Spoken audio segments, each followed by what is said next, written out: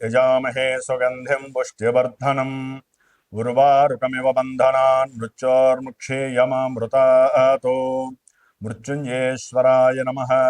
नीलाञ्जनसमाभासं रविपुत्रं यमाग्रजं छायामार्ताण्डसम्भूतं तं नमामि शनैश्चरम्। ఓం శం శనైశ్చరాయ నమః.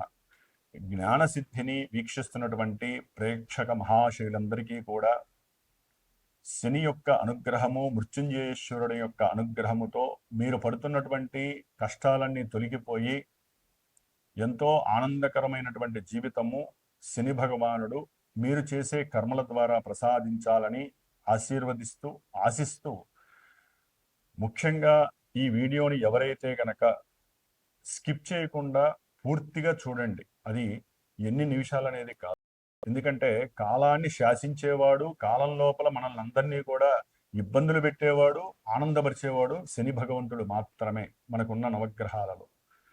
కాబట్టి ఆయన కొన్ని రాశుల వారికి మేషాది మీనరాశి పర్యంతము ఆయన పరిభ్రమించేటటువంటి కాలంలో ఇప్పుడు మార్పు కలుగుతోంది. జూలై 27వ తేదీ నుండి డిసెంబర్ 11 వరకు కూడా శని భగవంతుడు మీనరాశిలో రేవతి నక్షత్రంలో ఇప్పుడు జూలై 27వ తేదీ 2వ పాదంలో ఉండి వక్రించి అదే రాశిలో ఆయన యొక్క కిరణాల ప్రభావము ముందు రాశుల మీద తక్కువగా పడేటటువంటి సమయం.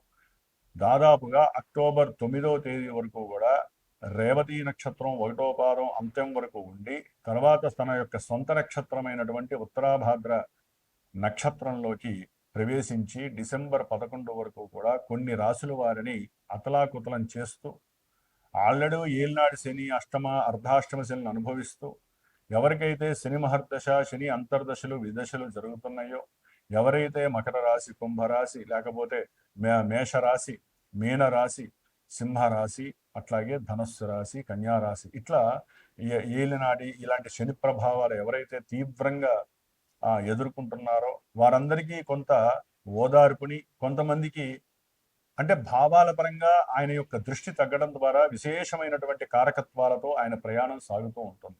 కాబట్టి చివరి వరకు వినండి. దాని ద్వారా మీకేం జరుగుతోంది, మీ జాతకంలో అసలు ఈ శని అనేవాడు పాపగ్రహమా పుణ్యగ్రహమా, ఆయన ఇచ్చే ఫలితాలు ఇప్పుడు ఎలా ఉంటాయి. ఇప్పుడు ఎంతో మంది ఆరోగ్యపరంగా తీవ్రమైనటువంటి సమస్యలు అనుభవిస్తూ ఉంటారు. హాస్పిటల్స్, ధనము ఖర్చు అవ్వటము, మానసిక అప్రశాంతత కలగటము, ఉద్యోగాదుల్లో ఎన్నో రకాలైనటువంటి సమస్యలు, ఉద్యోగం వెతికే వాళ్ళకి ఉద్యోగం దొరక్క, ఉద్యోగం ఉన్నటువంటి వాళ్ళకి ఉద్యోగం లోపల ఎన్నో రకాలైనటువంటి భారీ మార్పులు, ప్రమోషన్స్ వస్తాయనుకుంటే అవి రాక డిప్రెషన్స్కి వెళ్ళిన వాళ్ళు, అసలు ఉద్యోగం చేస్తూ ఉన్నటువంటి పోయిన వాళ్ళు, అట్లాగే ఇలాంటి కర్మలు, ఉద్యోగానికి సంబంధించిన కర్మలన్నీ కూడా ఎవరికి ఎన్ని రకాల సమస్యలు ఉన్నాయో వృత్తి ధర్మంలో, అది ఒక పెద్ద రాజకీయ నాయకుడి నుంచి చిన్న కార్మికుడి వరకు కూడా శని ఫలితాలు ఒకేలా ఉంటాయి.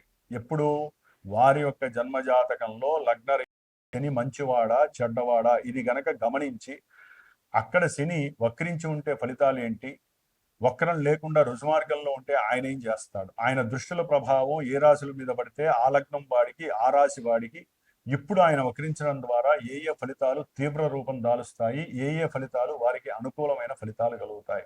ఇట్లా చాలా మిస్టీరియస్గా అంతర్గతమైనటువంటి సిస్టమ్ని ఆపరేట్ చేసేటటువంటి ఆ యొక్క శనిగ్రహము వక్రిస్తున్నాడు. మనకి జ్యోతిష్య శాస్త్రం ఒకటే చెబుతోంది, శుభగ్రహాలు వక్రిస్తే శుభ ఫలితాలని, పాపగ్రహాలు వక్రిస్తే పాప ఫలితాలని ప్రసాదిస్తాయి అని చెప్పి జ్యోతిష్య శాస్త్రంలోనే ఉంది.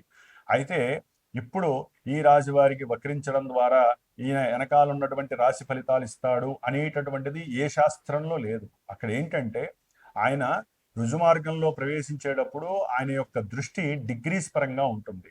అంటే ఇప్పుడు సపోజ్ మనము మీనరాశిలో 20 డిగ్రీల చేంజ్లో ఆయన ప్రయాణం చేస్తూ ఈ 26 వరకు కూడా ఆయన యొక్క దృష్టి మనకి దాదాపుగా వృషభ రాశి 20 డిగ్రీల నుంచి మిథున రాశి 20 డిగ్రీల లోపల రోహిణి నక్షత్రం, మృగశిర నక్షత్రం మీద పడుతోంది.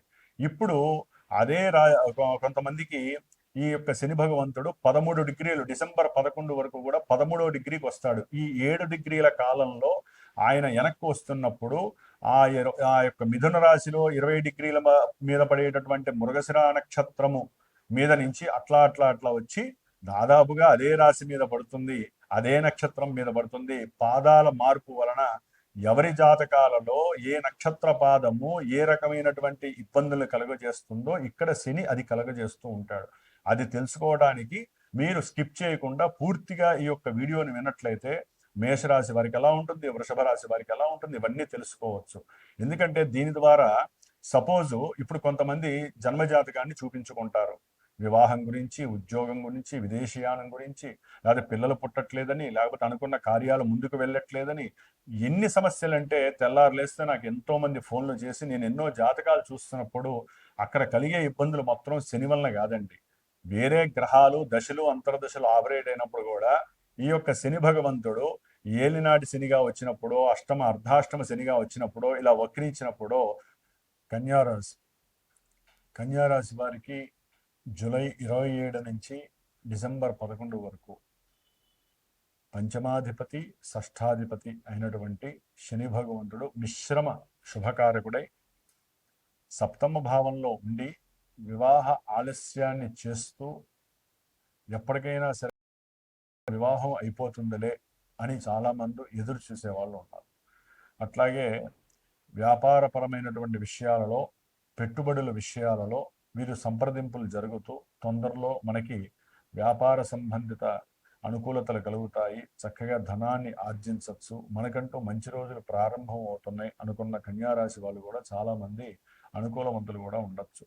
అన్నీ ఆలస్యం అవుతాయి కానీ ఇబ్బందులు కలగకుండా కొంతవరకు వీరికి అనుకూలమైన పరిస్థితులు ఉండవచ్చు. ఎందుకంటే ఈ జన్మరాశి వారు ఎక్కువగా వ్యాపారస్తులు ఎక్కువగా ఉంటూ ఉంటారు.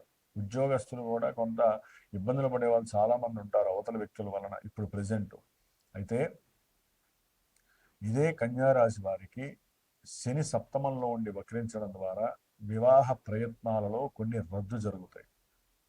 వివాహం జరుగుతుంది అనుకొని చివరిదాకా వచ్చి మాట పెరిగిపోయి, లేకపోతే అసలు వాళ్ళు ఫోన్ లిఫ్ట్ చేయకపోవడం, లేకపోతే మాకు వద్దండి ఎన్నో సమస్యలు ఉన్నాయి అని చెప్పుకోవడం, లేకపోతే అవతల వ్యక్తులకి ఏవో కోర్టు సమస్యలు ఉన్నాయి, శత్రు బాధలు ఎక్కువ ఉన్నాయి, వాళ్ళకి రుణ బాధలు ఎక్కువ ఉన్నాయి, కాబట్టి అవతల వ్యక్తులకి మనకి సూట్ కాదని చాలామంది కన్యారాశి వారికి వివాహ విషయంలో ప్రతిబంధకాలు, వ్యాపార సంబంధిత విషయాలలో కొన్ని నష్టాలు కలగటం, పెట్టుబడులు పెట్టి లాభాలు వస్తాయి అనుకున్న వాళ్ళకి స్వల్ప లాభాలు కలిగి దాని వలన మానసికంగా బాధలు పడటం, కొంతమందికి ఉద్యోగం అంటే వ్యాపారంలో ఉన్న వాళ్ళు ఉద్యోగానికి షిఫ్ట్ అయ్యే పరిస్థితులు, కొంతమందికి ఉద్యోగం లభించే పరిస్థితి కలగటం, సంతానపరమైనటువంటి సహాయాలన్నీ కూడా ఆగిపోవడం, ఆర్థికంగా వీళ్ళకి కాస్త రుణ బాధలు ఎక్కువయ్యే అవకాశాలు కలగటం కన్యారాశి వారికి.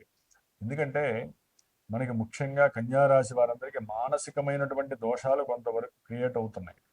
కానీ జన్మజాతకంలో దశలు అంతర్దశలు గనక ఇంకోలాగా గనక అంటే వాళ్ళు ఇచ్చే భావాలు వేరున్నాయి అనుకో, వాటికి రంగరించి సపోర్ట్ చేస్తాడు అంతే. డైరెక్ట్గా శని ఇచ్చే ఫలితాలు ఇవి అని ఎవరు చెప్పలేరు.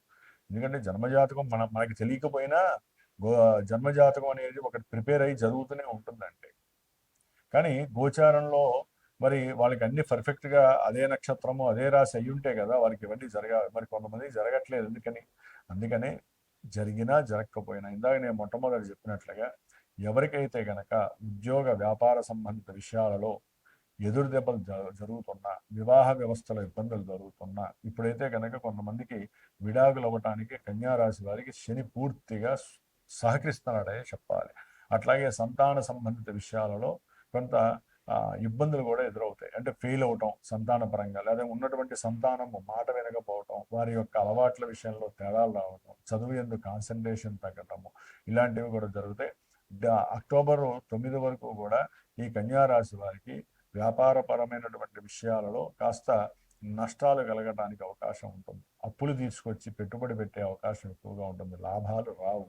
అట్లాగే ఈ అక్టోబర్ 9 తర్వాత ఆయన శని నక్షత్రంలో సొంత నక్షత్రంలోకి వచ్చినప్పుడు కొంతమందికి ఉద్యోగ వ్యవస్థలో చక్కటి అంటే ధనము సరిపడినంత లేకపోయినా ఉద్యోగము చెయ్యాలి, ఉద్యోగం రావాలి అని ఎవరైతే ప్రయత్నం చేస్తున్నారో అవతల వాళ్ళు కాస్త వీళ్ళకి అవకాశం ఇవ్వడానికి ప్రయత్నం చేసి మంచి ఉద్యోగం రావటం, వీళ్ళకు ఉన్నటువంటి ఆలోచనలు ఆ యొక్క ఉద్యోగంలో పెట్టడం, దాని ద్వారా మంచి స్థితి వీళ్ళకి కలగటము, శత్రు రోగ రుణ బాధలన్నీ పక్కన పెట్టుకోవడం లాంటివి జరగడానికి అవకాశం ఉంటుంది. అంటే శని భగవంతుడు జాతకంలో ఎక్కడున్నాడు చూడాలి, ఇక్కడ ఉన్న నక్షత్రం ఏ నక్షత్రంలో ఉన్నాడో ఆ ఫలితాలను చూసుకోవాలి. ఆయన వక్రించినప్పుడు మరి పాప ఫలితాలు ఇస్తాడు కదా. ఈ కన్యారాశి వారికి ఏమీ పెద్దగా ఆయన ఏమి పరిపూర్ణ రాజయోగ ప్రదుడు కాదు.